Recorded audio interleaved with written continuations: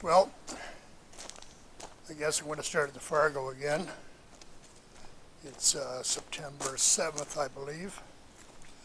So we'll get started. We'll poke away at it all winter long. See what we can get done.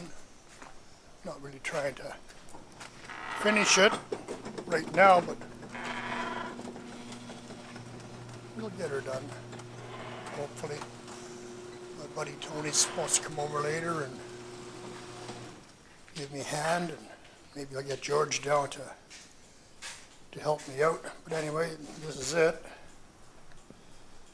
Just pull it away from the wall, and we'll take the front off and start working on the motor. I'm going to change the motor. I'm going to put a different motor in too. I've taken out the 350 and just putting in something different.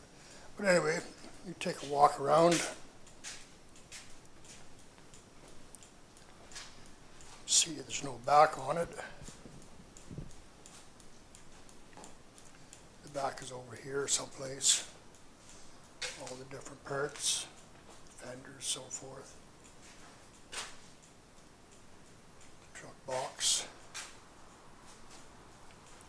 See, I did some body work last year.